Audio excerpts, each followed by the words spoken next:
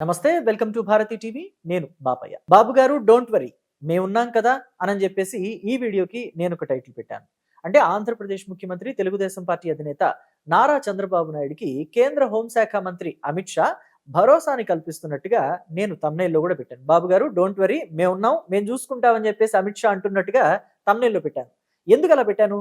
అసలు చంద్రబాబు నాయుడు ఏ విషయంలో వర్రీ అవుతున్నారు, అమిత్ షా ఏ విషయంలో చంద్రబాబుకి భరోసా కల్పిస్తున్నారు అని చెప్పేసి పూర్తి డీటెయిల్స్ ఈ వీడియో ద్వారా తెలియజేస్తాను.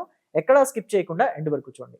అయితే ప్రస్తుతం కేంద్రంలో అధికారంలో ఉన్న ఎన్డీఏ సర్కారు డీలిమిటేషన్ బిల్లుని లోక్సభ, రాజ్యసభలో ప్రవేశపెట్టింది. దీని మీద చర్చోపచర్చలు నడుస్తున్నాయి.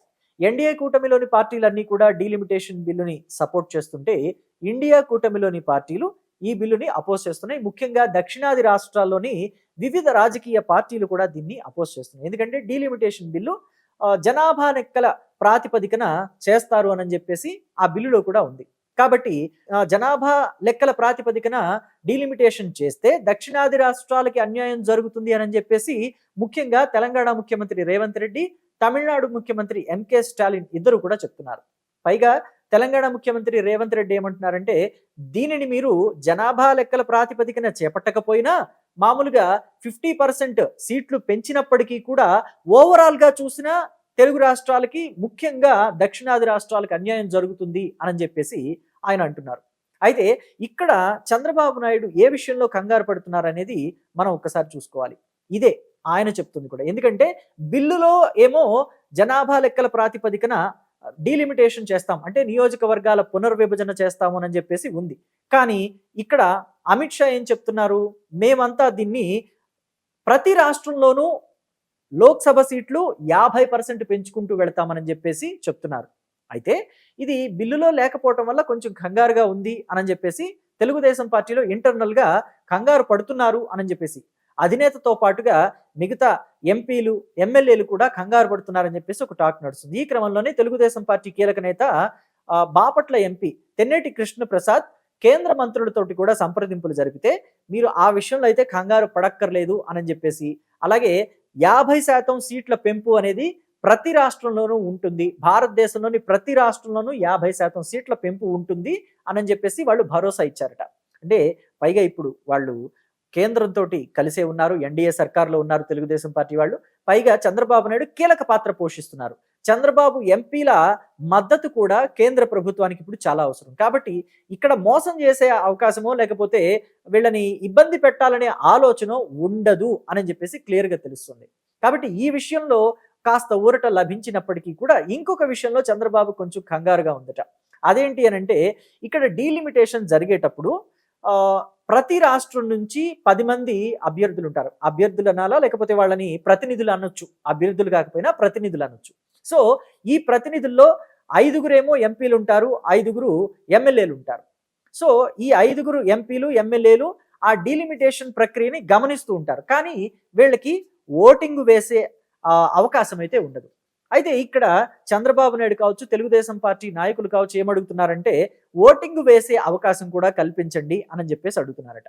దీనికి కేంద్ర హోంశాఖ మంత్రి అమిత్ షా స్పందించారు. ఈ సమస్య పట్ల కూడా ఆయన స్పందించి ఏం చెప్పారంటే, మేము డీలిమిటేషన్ 2008లో ఎలా జరిగిందో అలాగే చేస్తున్నాము, ఒక్క అక్షరం కూడా మార్చలేదు, యథావిధిగా కొనసాగిస్తున్నాము. సో కాబట్టి మీరు కంగారు పడాల్సిన అవసరం ఏం లేదు. గతంలో కూడా ఓటింగ్ ఇచ్చే అవకాశం లేదు.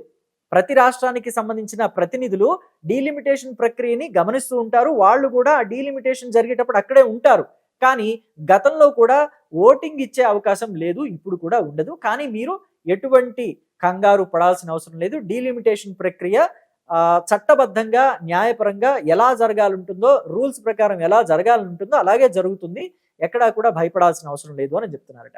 అయితే రాగాపోగా చాలా మంది పొలిటికల్ అనలిస్టులు ఏమంటున్నారంటే, డీలిమిటేషన్ ప్రక్రియ అధికార పార్టీలకి అనుకూలంగానే జరుగుతుంది కాబట్టి ఇక్కడ పైగా తెలుగుదేశం పార్టీ మద్దతు, తెలుగుదేశం పార్టీ ఎంపీల మద్దతు కేంద్రానికి, కేంద్ర ప్రభుత్వానికి చాలా అవసరం. కాబట్టి ఖచ్చితంగా తెలుగుదేశం పార్టీ వాళ్ళ అభ్యర్థనని కేంద్ర ప్రభుత్వం ఆలకిస్తుంది, పరిగణలోకి తీసుకుంటుంది. అందుకనే వీళ్ళకి ఇక్కడ నియోజకవర్గాల పునర్విభజన చేసేటప్పుడు వీళ్ళ సూచనలు ఏవైతే ఉంటాయో వాటన్నిటినీ కూడా ఖచ్చితంగా వాళ్ళు పాటిస్తారు. మండలాల్ని ఒక నియోజకవర్గంలో మండలాల్ని ఇంకొక నియోజకవర్గంలో కలపాలన్నా, లేకపోతే ఏ నియోజకవర్గాలని ఒక ఎంపీ స్థానంలో పెట్టాలి అనే సూచనలు వీళ్ళు చేసినా వాటన్నిటినీ కూడా కేంద్ర ప్రభుత్వం పరిగణలోకి తీసుకునే అవకాశం ఉంటుంది. సో కాబట్టి ఇక్కడ ఎన్డీఏలో ఉండటం వల్ల ఇప్పుడు తెలుగుదేశం పార్టీకి కూడా చాలా లాభం చేకూర్చే అంశంగా మారుతుంది ఇది అని చెప్పేసి పొలిటికల్ అనలిస్టులు అంతా చెప్తున్నారు. సో ఇదే గనక జరిగితే, ఈ డీలిమిటేషన్ బిల్లు పాస్ అయితే ఖచ్చితంగా ఒక 2-3 టర్ములు అయితే వైసీపీకి గెలుపు అవకాశాలు దూరంగానే ఉంటాయని చెప్పేసి చెప్పుకోవచ్చు. ఎందుకంటే గతంలో మనం చూసాం, రాజశేఖర రెడ్డి ముఖ్యమంత్రిగా ఉండగా 2008లో డీలిమిటేషన్ జరిగింది. అప్పట్లో కేంద్రంలోనూ కాంగ్రెస్ పార్టీ అధికారంలో ఉంది, ఉమ్మడి ఆంధ్రప్రదేశ్లో కూడా కాంగ్రెస్ పార్టీ అధికారంలో ఉంది. కాంగ్రెస్ పార్టీ అధికారంలో ఉంది కాబట్టి రాజశేఖర రెడ్డి డీలిమిటేషన్ ని తనకి అనుకూలంగా మలుచుకున్నారు. సో ఇప్పుడు కూడా అది తెలుగుదేశం పార్టీకి, భారతీయ జనతా పార్టీకి అనుకూలంగానే మలుచుకునే అవకాశాలు ఎక్కువగా ఉన్నాయి. అయితే ఇక్కడ చిత్రమైన విషయం ఏంటో తెలుసా, ఈ డీలిమిటేషన్ బిల్లుతో పాటుగా మహిళలకి 33% రిజర్వేషన్ కల్పిస్తూ ఇంకొక బిల్లును కూడా పాస్ చేశారు. ఆ బిల్లుకైతే అన్ని రాష్ట్రాల్లోని రాజకీయ పార్టీలు ముక్త కంఠంతో ఆమోదం తెలిపాయి. ఎందుకంటే మరి ఆడవాళ్ళ ఓట్లు అవసరం కదా. ఆడవాళ్ళ రిజర్వేషన్కే మద్దతు తెలపకపోతే ఖచ్చితంగా ఆడవాళ్ల నుంచి ప్రతిఘటన ఎదుర్కొనే అవకాశం కూడా ఉంటుంది. ఆడవాళ్ళ ఆగ్రహానికి గురైతే పరిస్థితులు ఎలా ఉంటే ప్రత్యేకంగా చెప్పనక్కర్లేదు. సో కాబట్టి వాళ్ళ ఓట్ల కోసం చచ్చినట్టు అన్ని రాజకీయ పార్టీలు కూడా ఆమోద ముద్ర వేశాయి, ఈవెన్ కాంగ్రెస్తో సహా. అయితే ఇక్కడ ఈ మహిళా రిజర్వేషన్ బిల్లు 33% మహిళలకు రిజర్వేషన్ కల్పించే బిల్లుకి ఆమోదం తెలపాలి అనంటూ చంద్రబాబు నాయుడు ఎన్డీఏ తరఫున తెలుగు రాష్ట్రాల్లోని రాజకీయ పార్టీలకే కాకుండా దక్షిణాది రాష్ట్రాల్లోని అన్ని రాజకీయ పార్టీలకి, అన్ని రాజకీయ పార్టీల్లోని ముఖ్య నేతలకి ఉత్తరాలు పంపించారట. సో ఈవెన్ జగన్మోహన్ రెడ్డికి కూడా ఈ బిల్లుకి ఆమోదం తెలపండి, మహిళా రిజర్వేషన్ బిల్లుకి అని చెప్పేసి చంద్రబాబు నాయుడు లెటర్ రాయటం మాత్రం నిజంగా విశేషమనే చెప్పాలి. సో దీని మీద మీ అభిప్రాయాన్ని తెలియజేయండి. డీలిమిటేషన్ బిల్లు విషయంలో కేంద్ర ప్రభుత్వం తెలుగుదేశం పార్టీ సూచనల్ని పరిగణలోకి తీసుకుంటుందా? తెలుగుదేశం పార్టీకి అనుకూలంగా ఈ డీలిమిటేషన్ వస్తుందా? డీలిమిటేషన్ జరిగితే వైసీపీకి చావు దెబ్బని చెప్పుకోవచ్చా? వైసీపీకి కోలుకోని దెబ్బగా ఈ డీలిమిటేషన్ మిగిలిపోతుంది అని చెప్పుకోవచ్చా? దీని మీద మీ అభిప్రాయాన్ని కమెంట్ బాక్స్లో తెలియచేయండి. Thank you.